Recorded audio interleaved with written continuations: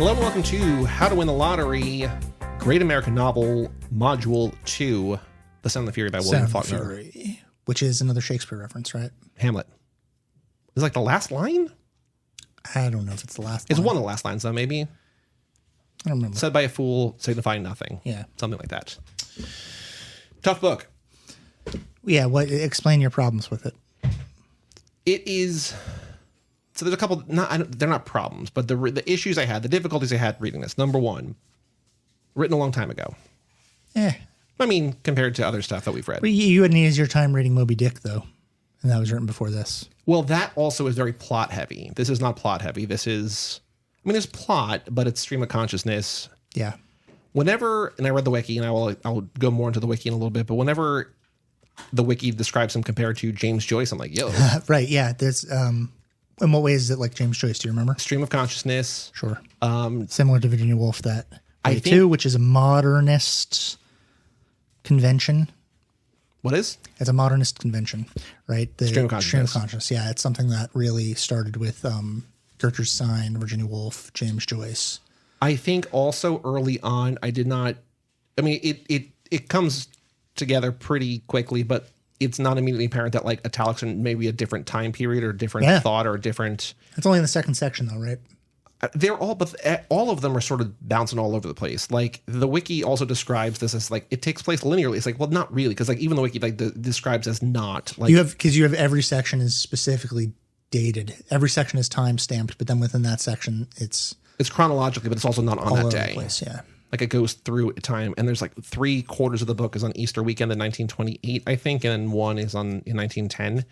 But also all four of them take place basically, maybe not the fourth one, but the first three take place at the span of like 20 or 30 years, right?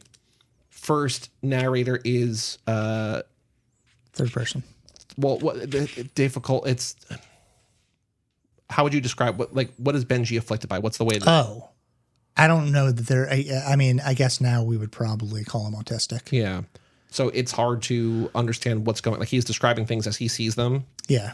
But it doesn't necessarily reflect. Like it's hard to sort of parse that. Yeah, and it sort of affects a third person. Yeah. Persona, because Benji doesn't really have a point of view. And then also the other difficult thing, and I was saying this to you before we started recording, is that there are basically the major plot points, elements that have shaped or found like foundational events of this family's history told in like one line 80% of the way through a chapter. Yeah.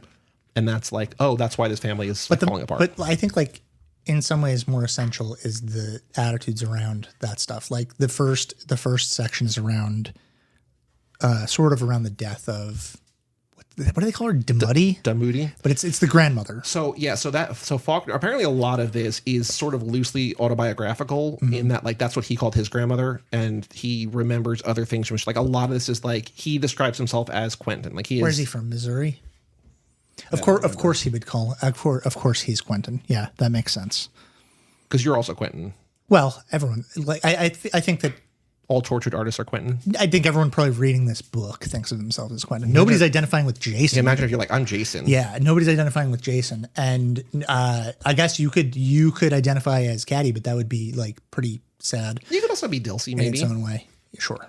Even though it's not really from her perspective, you're just sort of describing her, but also like, yeah, there's not a lot to her. Like the story's not about her. She's just sort of a character in the other stories. Yeah. I also identify with Dalt names because he be fucking. Dalton names. What I will say though is that once I told you this also, that I had to, after I read the first part, the Benji section, I read the wiki, the full plot summary, and then before I read each chapter, I read like what that chapter was, like sort of the overview, just so I could understand it better. Yeah. And I think the structure is like really impressive, and I think he does a good job of like describing the fall of this family. It's just very difficult to understand. But the first time you read through it. The first section also though is like feels incestuous, right? And I guess you get that in the second section too a lot because Quentin seems like he is in love with his sister. And in the first going section, so far as to like offer up that he's the father of her child to spare her name. But even in the first section, they seem pretty obsessed with muddy underwear and getting her clothes off. Yeah. Right. And then when she's up in the tree, they're like looking up at her, and the muddy underwear is like, I don't know, symbolic of some baby shit. Right. like literal baby shit. Yeah. Like I mean,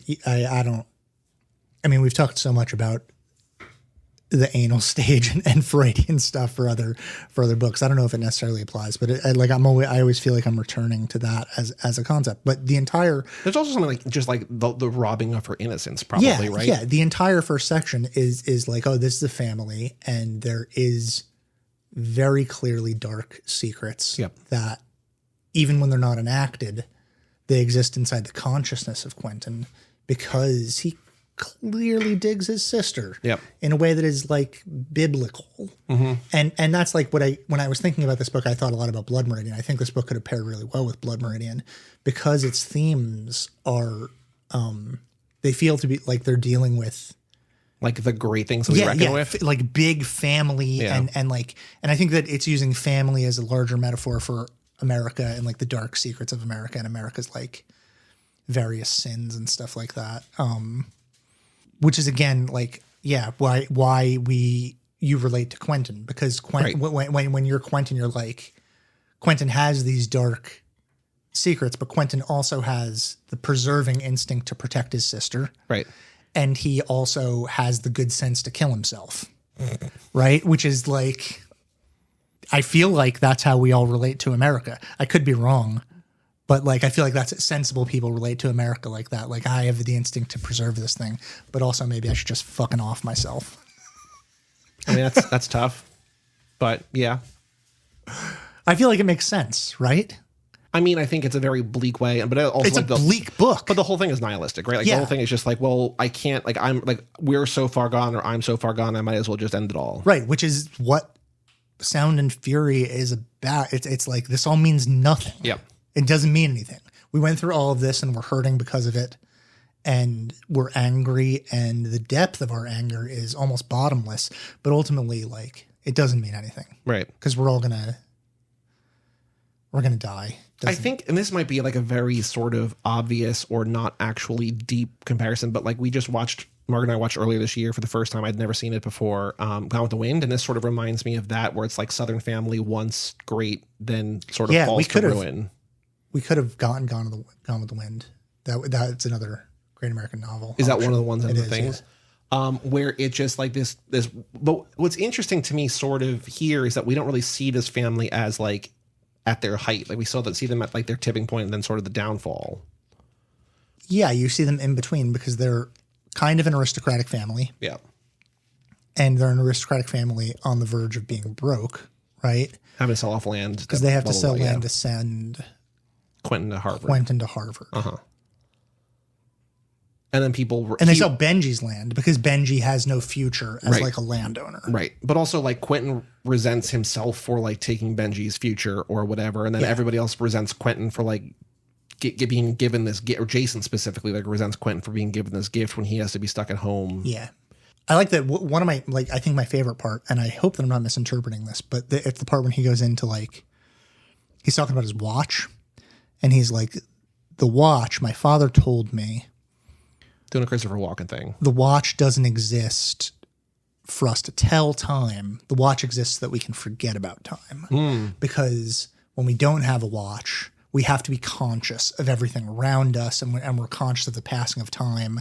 And we're conscious of I don't know, like, it's about the day, the progress of the day, but it also could be like a larger metaphor for aging and for like growing and moving through things. But the second that you have a thing that can tell you what time it is, you don't have to pay attention to that stuff anymore. It also seems like that whole day, like he is trying to live in the moment for the first time maybe ever, and like not look at clocks and not hear things or whatever. But then he hears like church bells or whatever. He's smashed the watch, right? He's not going to get it fixed. He shows up to get it fixed, but then he doesn't. And then, well, they think he's a pervert because he tries to kidnap a girl. Something about a translator. That was the thing that I did not really They're going to run him out of town because he's not trying to kidnap the girl, but they think he's trying to kidnap the girl. So they're running him out of town. I think her brother is like, you're trying to do something here. And then he has to pay them off. And there's a lot in this book which is like $15. Like, well, I got $4. It's like, well, it's 15. It's just like, there's like a lot of like negotiations for no, like at the end, when he's just like, I'll give you $4 to ride with me. It's like, no, I'll give you $2. It's like, well, $4. Yeah.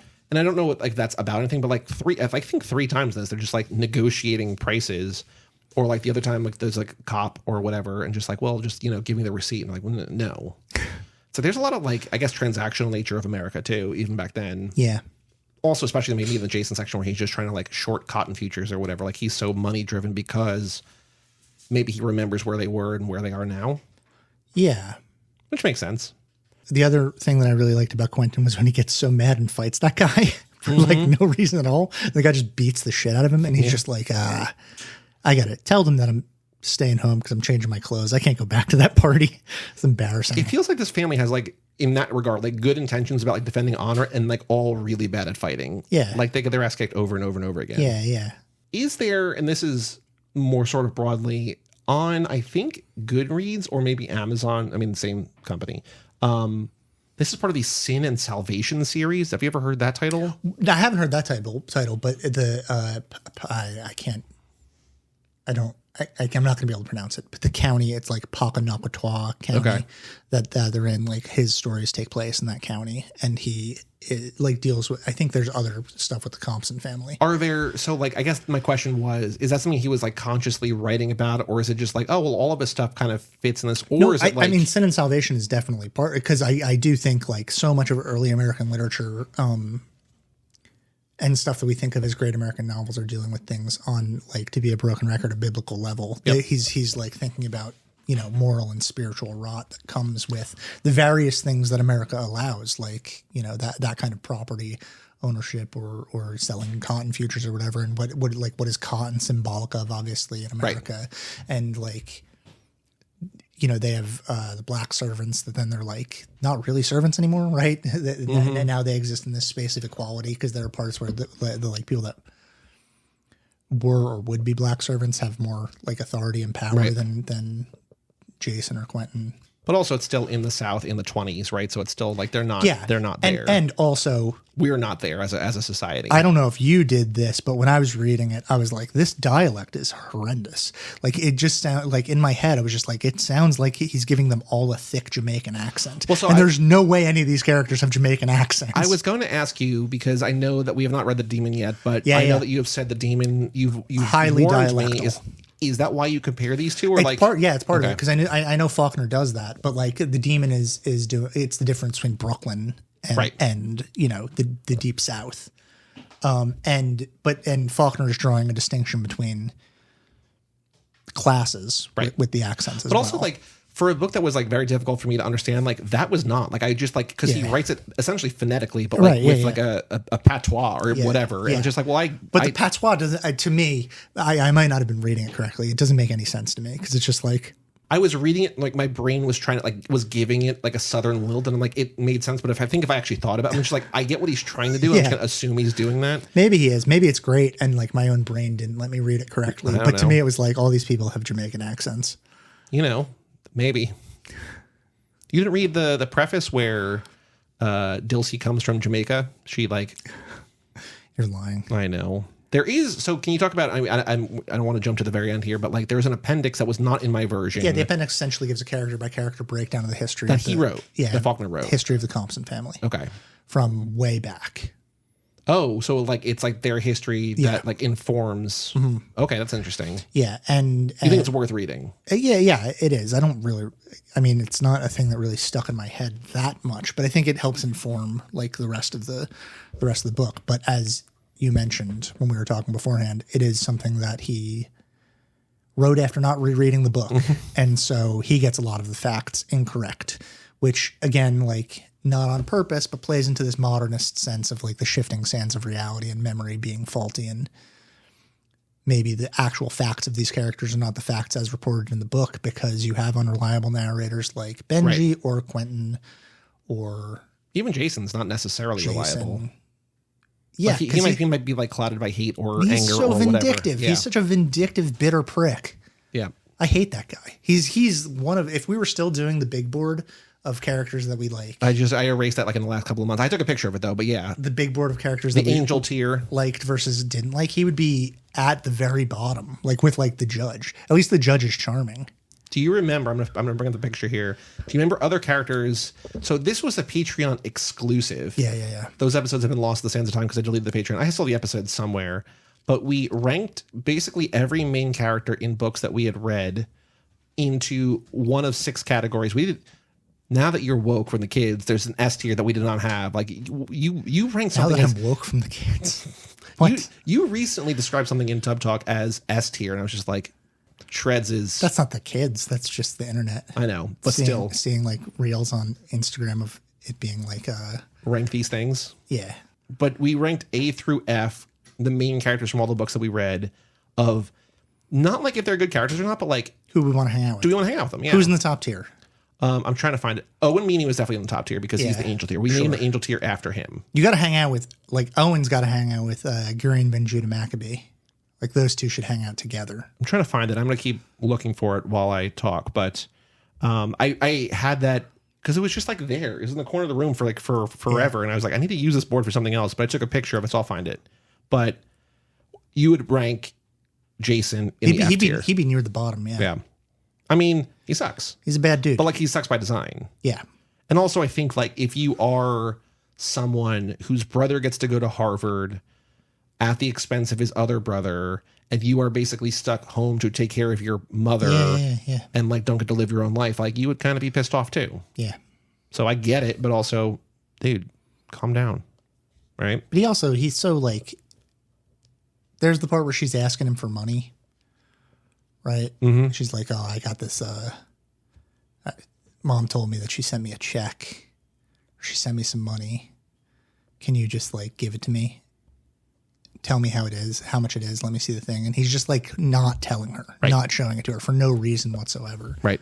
Just because he's a dick. Yeah, he's just mean. Yeah. Let's talk about the style in the second, in the second section, the section that is narrated by Quentin.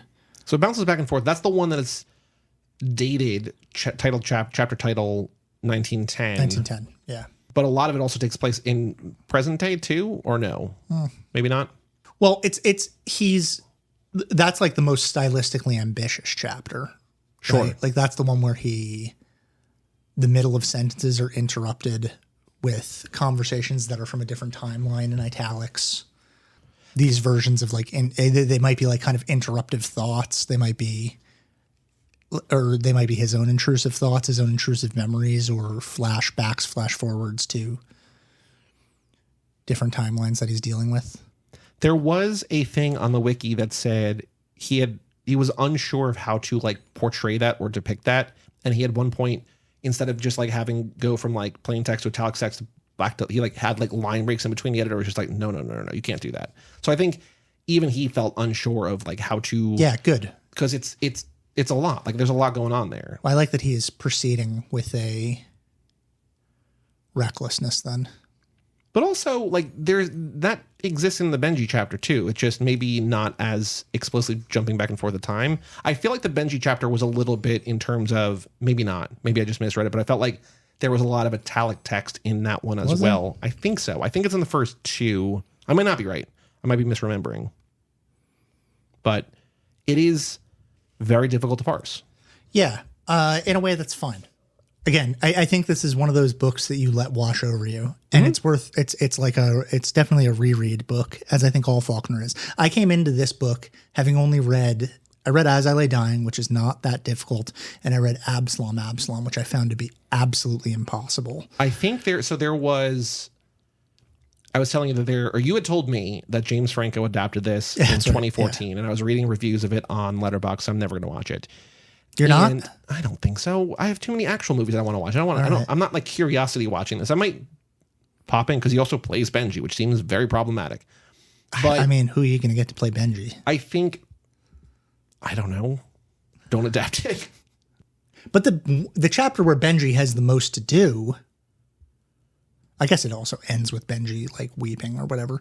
But like the chapter where you have Benji with the most to do, Benji's a kid, right? Yep. So that's not Franco. So unless he is, that would be hilarious. The top review, which is a 1-star review, really criticizing the film, talks about Absalom as saying that's his most difficult book, but also his best book. And this is his second most difficult book and also probably his second best book. So it seems like at least this one guy who just is like a movie guy on Letterboxd, whatever, seems to say the more difficult or convoluted complimentary Faulkner gets, the better his stuff gets. I read Absalom in grad school. Probably was not as smart then as I am now. I found it impenetrable. And I think most of my classmates did as well. Okay, I found the thing. I deleted it 29 days ago, so it was about to wipe from my phone tomorrow, but I saved it. The Angel tier, we have 5 people. Yeah. Owen Meany. Yeah, of course. Mike Schwartz from The Art of Field. All right, yeah. Turner from Nickel Boys. Okay. Gary Harkness from Endzone. Yeah. And Judy Poovey. That's a great crew. Very tough to get in there because I think B tier has like 20 people, C tier is 20, D is 20. But then I don't remember who a lot of these people are. The Reverend Merrill I remember from is F tier. Yeah. Maud. Bastard. From what? Don't know. Didn't write these down. Ronnie, Julius, Bruce, Giles, Goat Boy. Yeah, sure. Stoker, and Henry. That's Goat Boy too. Stoker's Goat Boy as well. That's why I cannot abide anything. Henry's higher Art than of Fielding. We hate him. Do we? I don't know. He was F tier? He was F tier. Damn. Jenny Hauser was a D tier. Her name was Jenny Hauser. She put pickles on her pizza. Damn. Hester the Molester, D tier. Hester did molest children. Vesta Ghoul, B tier. Yeah, I mean this was really good. Yeah. Email it if you're okay. Look, here's the thing I'll say. The Patreon died. Somebody was listening who emailed in and said the Patreon's not real anymore. There's still a landing page for like how to win the lottery on Patreon, but we don't have any projects and we don't support anything, so it just sort of exists there. I will no longer help you with your homework. If you listen and you want to hear these episodes, just email me and I'll give you a link. Yeah. Email lottery@cageclub.me and we will, because not even Egg, who reads every book with us, was a subscriber to the Patreon. I mean, there are episodes that where it's just me talking into my phone. You're not even on them. Yeah. Those were good. This is just me ranting into my phone for 20 minutes. It's really good. I should do solo episodes every now and then of just me ranting about stuff at the grocery store that annoys me. I have not listened to them yet, but on With Gorley and Rust, Paul's been doing like solo commentaries. I'm just like, okay. Like I think like the charm of any show is like you like the 2 hosts and not just like the one host. So, yeah. But it's just like, okay, I will give those a shot, but it's also, I don't know. Anyway, so where would you rank? Let's just bring it back here. So Jason is F tier. Where's Quentin? B tier? He's not an A. No, he's C tier, D. He's pretty bad too. Yeah, D. Just because I can feel like I can relate to him doesn't mean Does anybody miss B or higher? No, probably not. I don't think there's anything wrong with Caddy. We don't really know a ton about Caddy though, right? Like I don't think there's anything wrong with Baby Quentin. Well, she steals $3,000 and runs away with the guy from the circus. That's fine. That's cool. You want to hang out with that? I'd be fine if I were her age. Sure. Yeah, that would rule. Clive does the same. You don't want to hang out with a fellow teenager who suddenly has $3,000 in $1929 or $1928 and runs away to the circus. That sounds fucking awesome. I would love that. She is maybe A tier, probably B tier, because she's going to get you in trouble as well. $3,000 in 1928 in today's money. 56 grand. Yeah, that's awesome. That rules so much. She's cool. So just have like living a life on the road. She's cool. Yeah. Benji would be a pain in the ass for obvious reasons, but you know. The difficult way to describe him, but you're right. Goddamn nuisance. Not his fault. But yeah. Baby Quentin would be a blast to hang out with. I want to go back into the like possibility of actually I want to read Egg's email because Egg's email is quick and sort of it brings. I have a friend who has a daughter he named Quentin.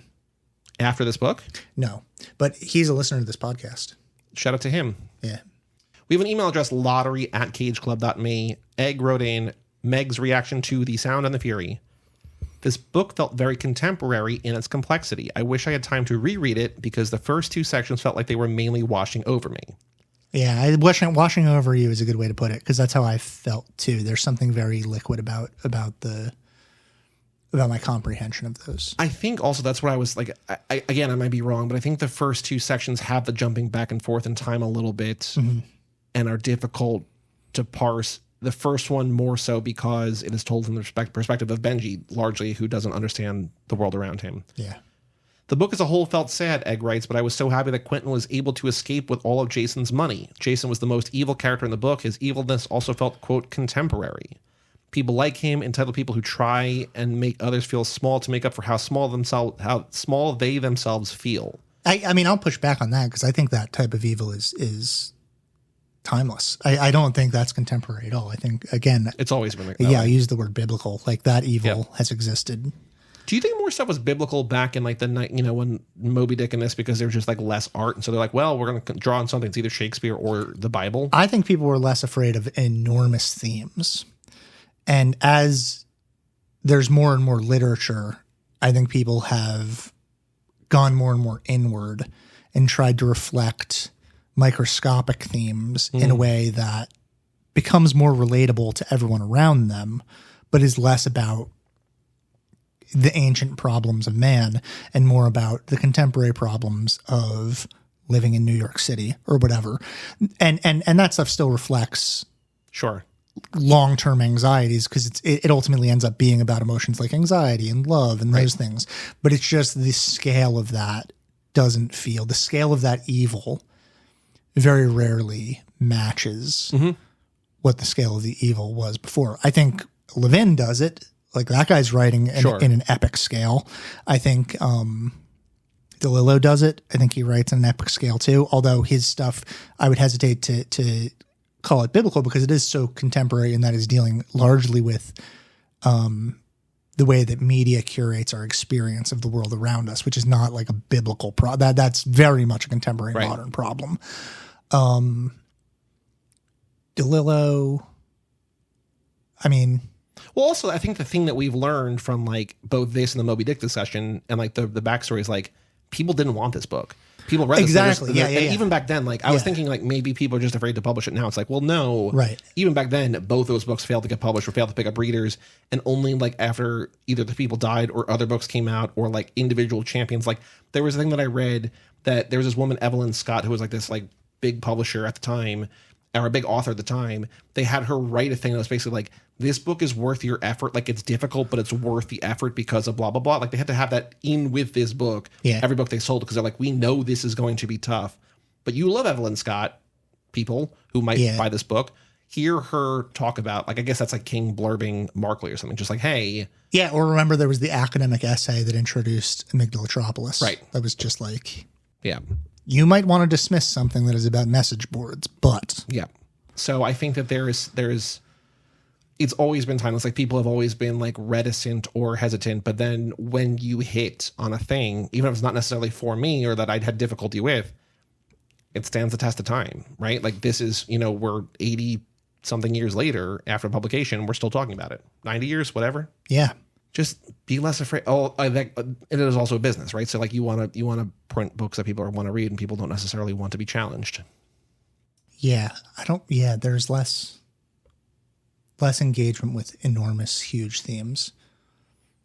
But also, like, it's nice to have people who are taking those swings. I think also maybe people don't respect the fact that they have the right to talk about those things. And when they do, sometimes, like even Wallace with Infinite Jest does that, right? But he's also doing it in a way that DeLillo is doing it, where he's commenting on media and our relationship to media.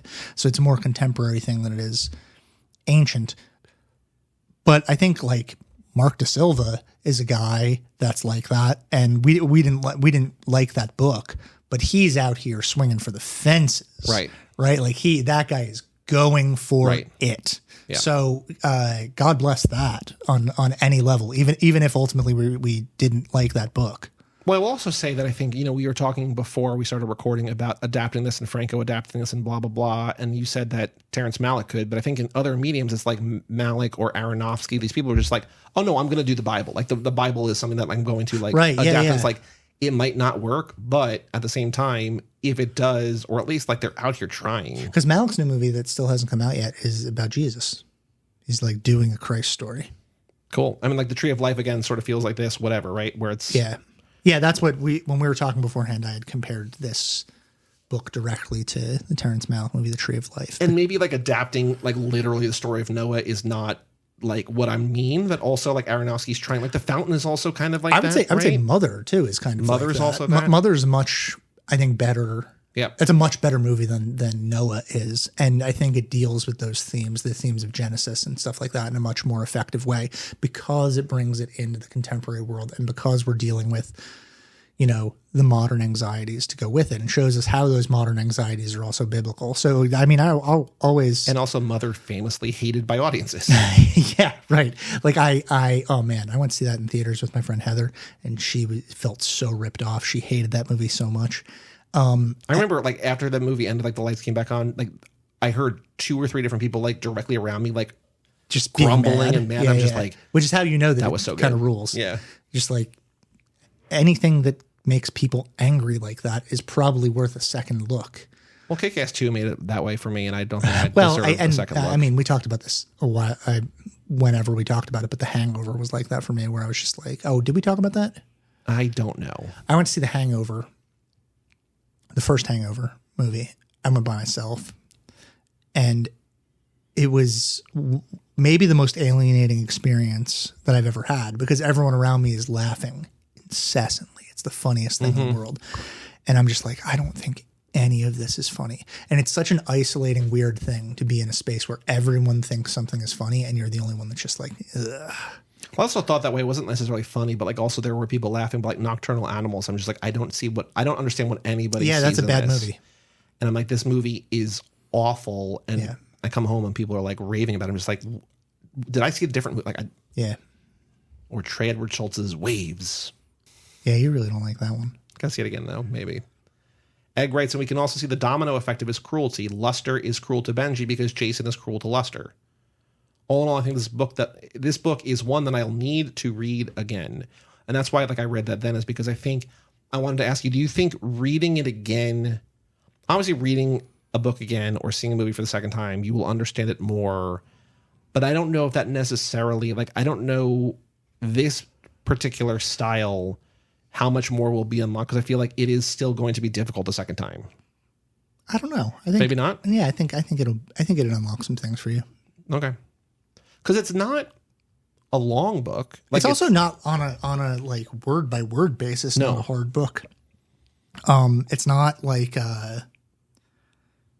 similar at all to I don't know. What are some books that we really, well, I guess Blood Meridian Right. is an example that, like, on a sentence by sentence basis, you kind of had to check back in. Often you get to the end of one sentence and be pretty eager to go back to the beginning of that sentence. But also, like with this, I had it was sort of like the compounding interest of like difficulty, where I'm like, I read 10 pages. I'm like, I don't know. Yeah, I can't. I don't remember anything I just read. Yeah. You don't want to spend 3 hours on 10 pages. But even like, I don't even know if like reading slower. Like I do think that the way, and I don't think it's like. Oh, I meant like going back and rereading. Well, no, I and know, being but like I don't. Fuck. I also don't know if like what I did should be a way to read a book, but like knowing what the plot is so that you can sort of like pick out the phrases. Because again, major things are a single sentence. Like what you read, did you read the Wikipedia and then go Yes. back and so that the Wikipedia helped you with the plot before Yes. you could? Okay. because that was after I made the decision after I read the Benji section. I was like, I don't know what that was. Let me read the whole thing. And then, because the wiki has like a plot, like linear, and then it has basically like a sort of a recap of each section. Yeah. And so I read the whole thing, and then I read the first 2 sections, then I read the actual second section, because I was just like, I just need to understand what this is. And then sort of freed up from trying to understand it, I could kind of appreciate it more. Yeah. Or pick up on like what that actually, where that falls, or how that's described, or, whatever. Yeah, I think in some ways with a book like this, you got to free yourself from the chains of comprehension and just let it. Well, I would be more okay with that, but also I knew that we had to have a conversation about it, and like I need to understand some of it. Yeah. Where like at a certain point, like if I read it, I'm just like, because I appreciate again the structure and like the grant, like the family's fall from grace is like a cool thing to like do, and I like that, but it's also like I need to understand it at least a little bit, have a conversation about it, because I can't be here and like, I don't know what I read, tell me about it, and like that's not fun for anybody. Yeah. So, Well, did you like it? I did. I mean, I gave it 3 stars on Goodreads. I don't know if that matters at all, but like, I think I'm not going to like it less if I reread it. I don't know if I'm going to reread it or when. Maybe on a long enough time when I will. Put it on the pile with Goat Boy for the reread. I'd reread this a couple more times before I cracked open. Did Goat Boy reread? But there's a Barth in an upcoming module, right? In a Great American or no? Yeah. Or State or something. State. He is a very important Maryland author. Oh boy. Let's put it that way. Terrapins. Yeah, he's a terrapin. Yeah, the theme song for today is Love You by Syd Barrett. We'll exit on, you just have to imagine that in your head since we can't use theme songs anymore. And today's crime is one of those really awful things where people like keep people trapped inside their basement for decades. Oh, Don't Breathe? Yeah, or Room. Or Room. That kind of thing. Wouldn't it be funny if they did a Room 2 where that guy was the hero? 'Cause that's what Don't Breathe is. Yeah, what an insane decision for a movie. Because Don't Breathe is so gross. Remember that? And then Don't Breathe 2, they're just like... He is the hero. It's like it's remember the guy with the turkey baster that was like... Now he's the good guy? What a choice. Fede Alvarez is insane. I don't think he did Don't Breathe 2. Oh, really? Okay. Let me just check that. His like ascension into being like an actual like pop culture director is nuts. But I guess that's like not that different from Sam Raimi or Wes Craven ascending to those levels. But it feels like a different era. Don't Breathe 2. No, Rodo Sayed. Yeah, okay. Yeah, he only directed Don't Breathe 2. Yeah, like Fede Alvarez's ascent is so strange to me because it's like if anyone should be relegated to grindhouse movies, it's him. Yeah, I think he produced it, but he did not make it. Yeah. He did co-write it though with the guy. I'm not against him. I watched Alien Romulus. I liked it enough. I really like that a lot. Don't like Don't Breathe. Don't like the new Evil Dead. Really don't like The Girl in the Spider's Web. I haven't seen most of those. It's fine. Just keep reading. But you don't get to say that because I got the crime in first. We had a whole conversation afterwards. All right. Theme song. I'm looking up on YouTube.